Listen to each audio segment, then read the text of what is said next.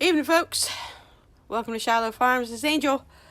Hey, I wanted to have a conversation with you guys today, this afternoon, this evening. It's actually after 5 o'clock. I want to talk to you about the bunny, the rabbit, the wabbit. What is it?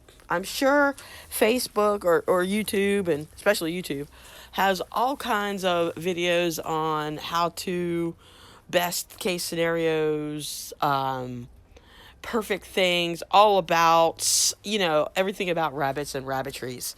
And so really what I want to do is just talk to the average Joe, the ones who don't have rabbitries, the non-farmers, the non-homesteaders, all you folk who go to your grocery stores for all your food needs, or a restaurant, that is. But for your home food, everybody who goes to, a grocery store to get everything that they need. Especially like their meats and their dairy and things like that. Their produce, stuff like that. So today I want to talk about the wabbit as part of food, part of the food chain, the ecological food chain. It's more, wabbits are more than just Elmer Fudd's favorite thing to shoot besides, Daffy Duck, the wascally wabbit, Bugs Bunny. So I have a rabbitry here, and most of you know that. I talk about it all the time. I show pictures of it all the time on Facebook. Catch me up on Facebook. Hit me up, like us, Angel and Eddie Page. I got to throw that out there, right? I got to be like all the other YouTubers and throw all that stuff out there. Don't forget to like us and hit that notification bell so you get notified when we post. Same here with YouTube. Don't forget to subscribe and hit that bell so you get notified when I put out new content. I'm just, disclaimer, I'm just an average Joe who is just a farmer homesteader trying to make a living, trying to make, not only make farming a living, small farming a living, but also make this self-sustainable for Eddie and I and others. And, the big vision, the big goal is God's goal, and that is to help feed people, especially veterans and the elderly, the homeless, and the hungry. There's no reason why here in America we should have all of that. And you've heard me talk about that all the time. So today is really just about what other uses there are for rabbit and what we do with ours. So I just wanted to give you a little synopsis, since we're now doing this YouTube thing, give you a little something on, our rabbits and what we do here on Shiloh Farms. So I do have a rabbitry. I have two pair of breeding rabbits. I have Dutch rabbits and I have New Zealand rabbits. Dutch rabbits are basically, well, you know what? Let me just show you our Dutch. So here are our Dutch, and I've talked to you about him all the time. This is Custer Buster. He is our one buck, and in the Dutch family. Dutch are a small breed rabbit. They are mainly for pets and show. Well, since none of mine are registered and have all that pedigree, they are pets. And, well, when you live on a homestead and on a farm, we'll go on the story here while I'm talking. When you live on a farm and a homestead and it's for self-sustainability, you know what? Food's food. Just because they're best for pets and show, and here's a story, by the way, just because they're best for that doesn't mean they're not adequate for something else. In fact, their offspring taste mighty fine. We've had them. We do eat them. In fact, if all is right with the world, this pretty little girl is pregnant and will have kits at the end of January, beginning of February. I had to clean out their cages on Monday, like I said I was going to, and I put these two in the cage together. So those are our Dutch. That's that's Story and Custer. And well, they, there's a story behind there, and it's a long one, so I'm not really going to go into it. Really what it comes down to is they were our sons. He had them, young adult. He moved out of the house at 21. He's 24 now. And when he moved out, the apartment that he was moving into couldn't have pets. So he didn't know what to do with them, so we kept them. We weren't going to just let him throw them out into the wild. They would have never made it. They're domesticated. They would have never made it. Maybe 2 nights, and that would be about it. Something would have grabbed it. either one of them or both. So anyhow, we kept them. He was told they were male. We discovered by putting them together, trying to acclimate them and getting them used to being one another, creating that pecking order, that mentality of who's in charge and all that, the hierarchy. Well, lo and behold, we found out that Stuart is really a story. And we got that name from our sister Arlene. I'm going to shout out to Arlene Page, our sister Arlene, that is. And because she said, oh, name her story, because she's got a story to tell. Ha, because she's got a tale to tell. Get it? Ha, ha, ha. So we thought that was great. So we kept it. It has her name. But lo and behold, she had her first set of kits then, and that was 3 years ago. And so we've kept them ever since. They are our buds. Story can be a little pain in the buttish. That is, she can get a little moody. When she's not in the mood to be pet, when she's not in the mood to have anybody put their hands in her cage, when she's not in the mood to be carried over into the play yard over here behind me, right there, when she's not in the mood to go hang out in there and play, she lets you be known by grunting at you and, kicking you with her front feet, not her back feet, her front feet. So, which is like more of a, not a kick, but more of a try to scratch. But she misses. I don't put up with her nonsense at all. Anywho, they turned out to be just pets. Well, because of those kits, we sold that first litter of kits to the local pet store here. They bought them from me. They needed rabbits. Well, lo and behold, whenever we do have them, they don't always need them. So when they don't, and then I discovered the whole idea of eating them. Well, I've always known about eating them, but Eddie was willing to try rabbit and see if he liked it, and he does like it. He likes it a lot. So really, what it comes down to, these guys get bred for food. Their food's just as good. It's just a smaller rabbit, which means their market weight or their finished weight, whenever I get done processing them, is about 3 pounds, which isn't huge. It's actually quite small. And sometimes they're like 2.5. I'd say 2.5 to 3.5 pounds would be the best way to put it. So, with them, I basically breed them and throw them out there if anybody wants to buy them for pets. That's fine. I'll sell them as live animals for pets. I'll sell the kits. Just so you know, disclaimer, all my kits stay here till they're at least 8 weeks old. I don't let any animals out till they're able to be fully weaned. I do not premature wean at all. I'm not that cruel. I just think that's just not very nice at all to do all that just to make a buck. You can you can wait 2 more weeks to make that dollar. No matter how hard off you are. And we're pretty hard off over here on this farm right now with COVID, and in the last couple of years, it's now finally caught up to us financially. And, being farmers and farriers, we don't make lots of money to begin with and whatnot. So, and thanks to inflation as well, all of that has caught up. So, people think that farmers got all kinds of money because we have all kinds of equipment and animals and this and that. No, we do not. In fact, we have all of our monies tied up in that equipment, the furniture, fixtures, animals, hutches, coops, fencing. It's all tied up into that, it had to come from somewhere.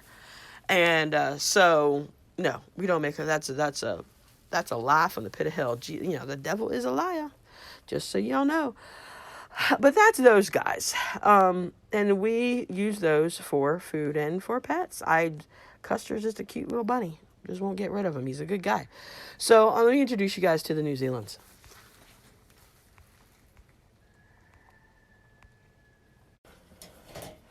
All right, so here is Mammy. I've introduced you guys to them before. Mammy is I just call her Mama. Mammy is just, I don't like it. That was her name when we bought her. She is a New Zealand rabbit. They are a large size rabbit, by the way. New Zealand's are large size. And then you've also seen Pappy. I like the name Pappy, that works. But he is a big old bunny. You can see he's a big guy. And he's a loner. He likes to stay back there in the back of the hutch. He's not mean or anything, but he just doesn't like you to mess with him. He's just a loner. Mammy, on the other hand, sorry, I almost dropped the phone. Let me see here. Prop up the phone here. And come here, Mammy. See, Mammy will let you Pet her and touch her, mess with her.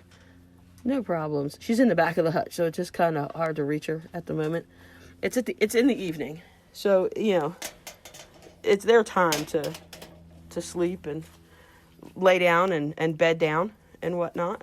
So we use these guys solely for breeding for meat, and we will sell the live kits for those who want to do the same thing. We just happen to have kits right now. These are 10-week-old grow-outs. I've got 5 of them. That's 1, 2, 3, 4, and 5 is over there. They throw all different colors, as you can see. I love their coloring. But that's those. They are 10 weeks old. And the best time frame to process rabbit for food is between 12 and 16. That seems to be the actual basic age for all animals. We do the same thing with chickens and ducks. 12 to 16 weeks is the best time for processing.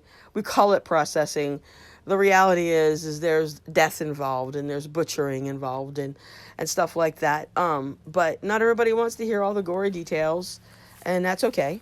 One thing about being a farmer and a homesteader that you have to be able to deal with, I'm going to come over here and have a seat on my step. You have to be willing to be okay, in a sense, with not only life, but with death. Because it's going to happen here on a farm. Always does. Somewhere along the line, something is giving birth and something is passing away. And you have to be okay with it, in that you can't let yourself get ate up over death. You can't allow yourself to fall into any kind of depression or sadness or being solemn and sorry that it happened. Yeah, I am every time I have to dispatch, which basically means kill, a chicken or a rabbit. I thank the Lord with every single one. I pray over them, and I thank them for the ability for them to be food for us or for someone else.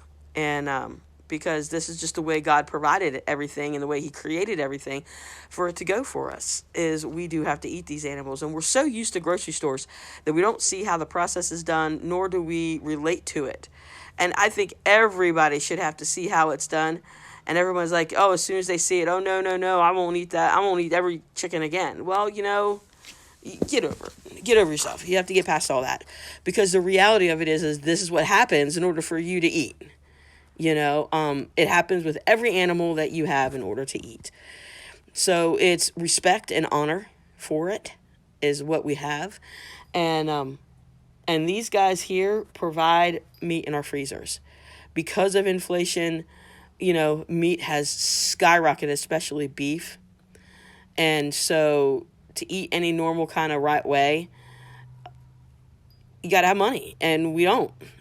So, we raise stuff on our own, and that's just what we do. We have chickens, we have rabbits, we have goats, we have a horse, we have ducks, and we have the dogs and the cats. But no, we don't eat dogs and cats. I do draw a line. Dogs, cats, and horses do not get eaten.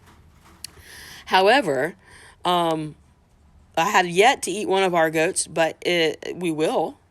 I'm just starting the herd. So just starting out with them, guys. This is going to be our second breeding season with them. So we just haven't had a chance to, but we will.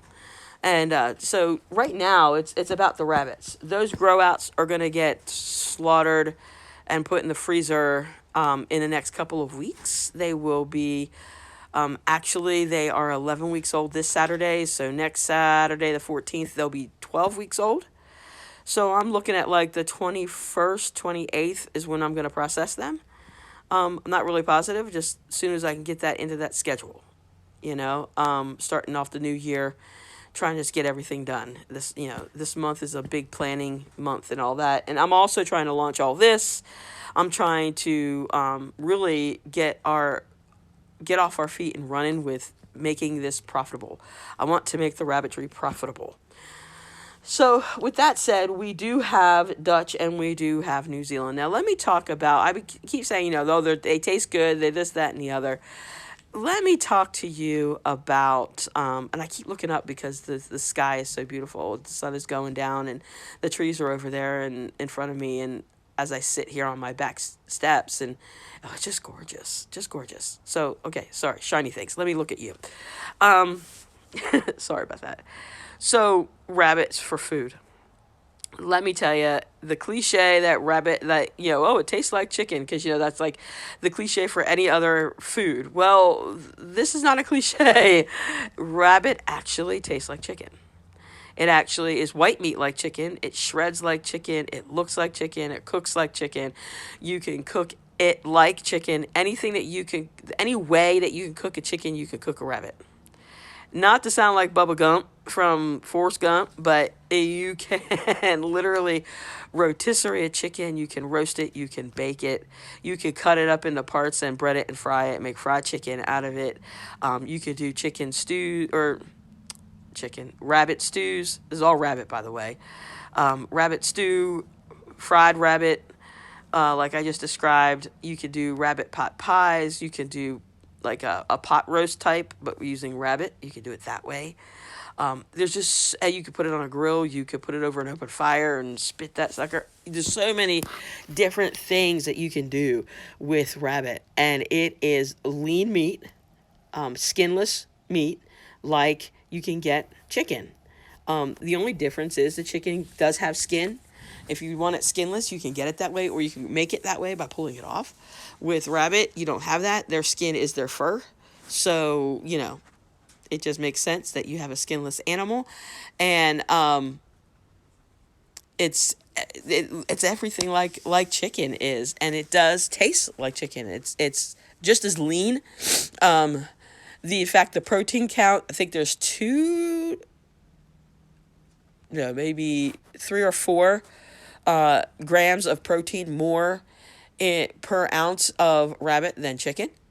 And so both rabbit and chicken are and fish, they always talk about fish, but chicken and rabbit are actually pretty darn good for you health-wise.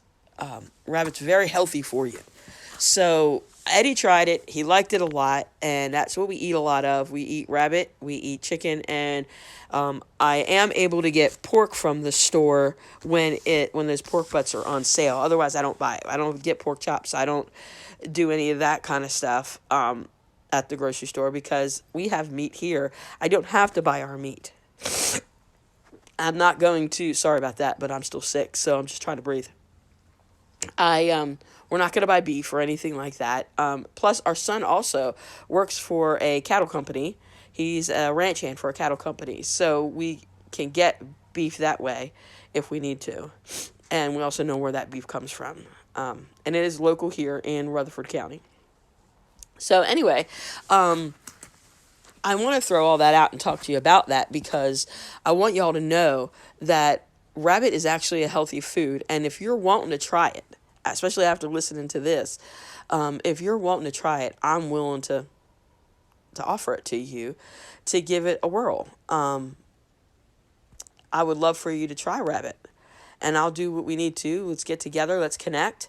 We'll try and get you, if you would like to purchase a rabbit already processed. I technically cannot sell rabbit processed. I have to give it to you.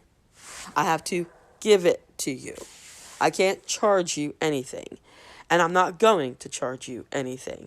But hey, you all know what we're all about here.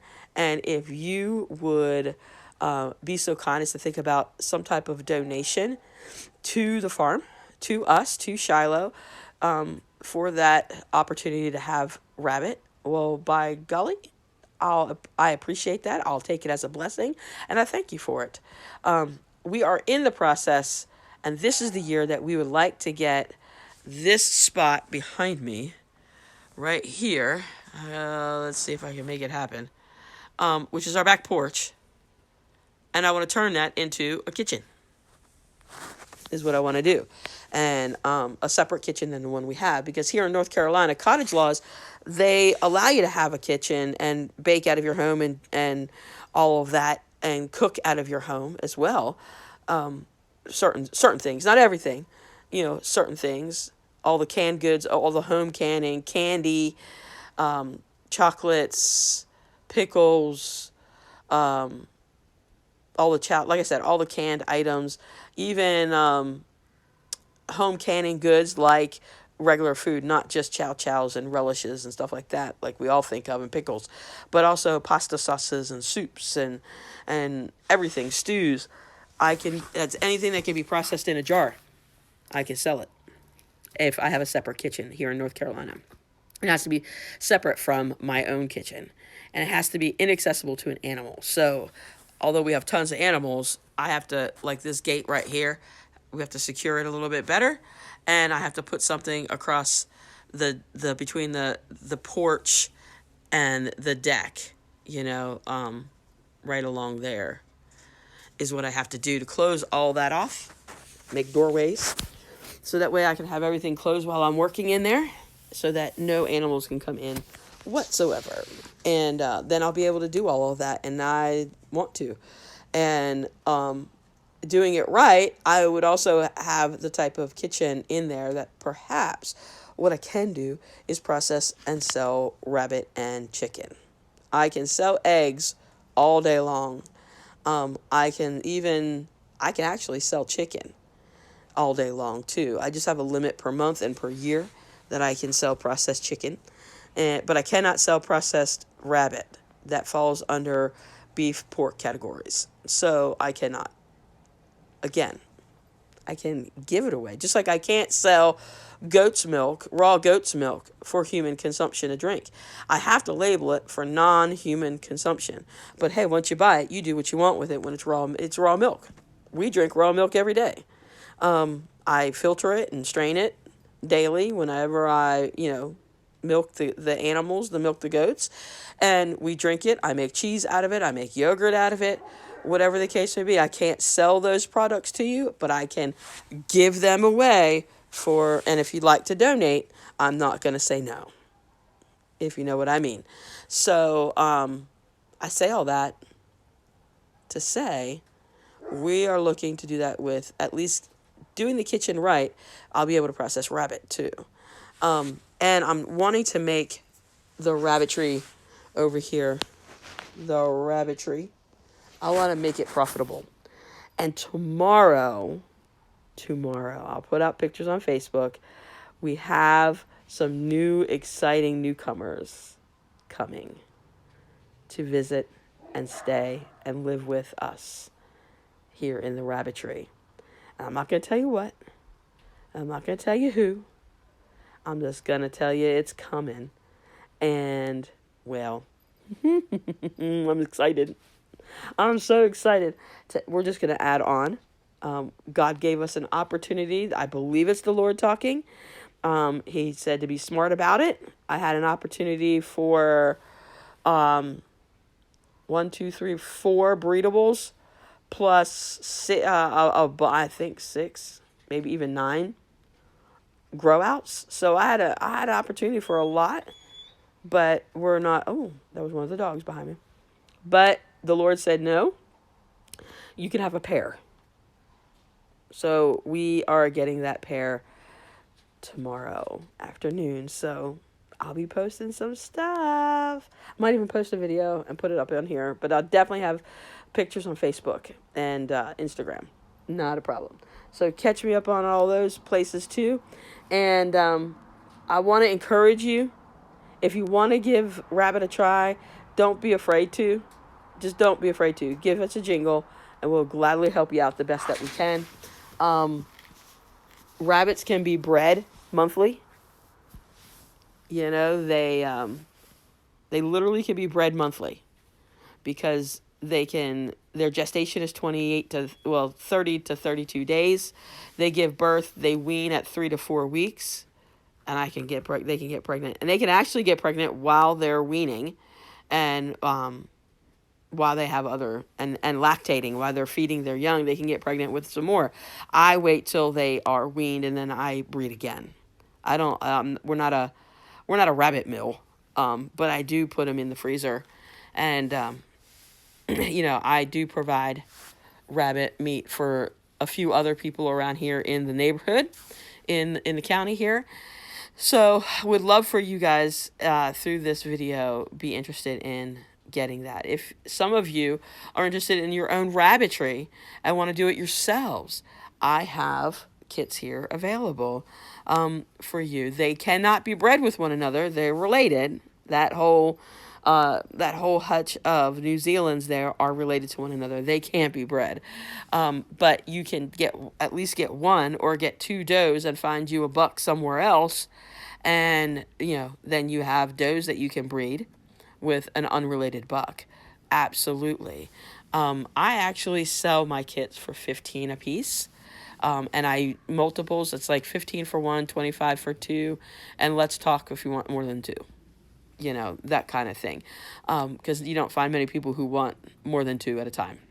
And anyway, if that is something that you become interested in based on this video, I would love to talk to you more. I'd love to connect with you. Let's do lunch. Let's do coffee. Let's do whatever. You're welcome here to check it all out and look and see what our setup is and what we have. But we're going to have an addition, and I'm excited to tell you about that. And I'm excited to show you tomorrow our new setup. And what that's all going to entail and what that's all going to look like. I'm looking at over my empty space there. But it's not going to be empty for long. It's just not going to be. But anyway, it's getting dark. Oh, and there's Kaiabug. Kaiabug, by the way, she and Maximus did their thing. And if it all worked out the way we want to, we will have a litter of puppies at the end of February, last week of February, which also runs into the at the end of February, beginning of March. That week runs together. Basically, the 26th of February to the 4th of March is when she is due. So, at 50 days-ish, I will get the x-rays done, and we'll be able to count spines and heads and just see how that looks. And that's going to be based on making sure that she is pregnant or not pregnant, of how she looks. We'll be able to tell after 30 days. So this time next month, we'll know for sure, because she'll look different, obviously. So y'all, it is Thursday night. It is getting dark. Time for me to go in. Everybody's all fed. Everybody's fixing to go down for the night. The farm is getting quiet, and time for me to go in and finish up my stuff. I've got a few other things to do before I call it a night. For a farmer, I'm a 7 to 8 hour sleep kind of girl, so I close it up and do what I got to do and move on, and that way I can get up in the morning and continue with my next day that God provides, if He provides. So, Lord willing, the creek don't rise, I'll be able to see everybody tomorrow. But that's all according to the Lord. We don't expect it. But we're blessed when we wake up to see it and get another day. So, y'all be blessed. Y'all have a great night. Think about rabbit. Think about the wascally wabbit. And if that's something that y'all would be interested in, I would love to help you out in any way we can. Again, trying to make it profitable. So here we are, talking about rabbits. Rabbits is more than just cute little TV bunnies and cartoons and cute little things to be pets in cages in your house. They are a source of income. They are a source of provision and food. And well, I never thought I'd really get into a rabbitry, but I really dig a rabbitry. I like it a lot. So think about it and give me a call. Text me, message me, write me here, email me, like all that stuff. I'm available. If you call me and I don't know your number, you never called me before, or I don't have you on my phone, leave a message, because I won't answer numbers I don't know. And if you don't leave me a message, you don't find it that important to leave me a message, I don't find it that important to call you back. But if you leave me a message, I will call you back as soon as I possibly can. So with that said, y'all be blessed. Y'all have a great night. And we will talk to you again on another video about things on Shiloh Farms and about homesteading and farming tomorrow with new rabbits. I'm so excited. Can't wait to show you. See ya.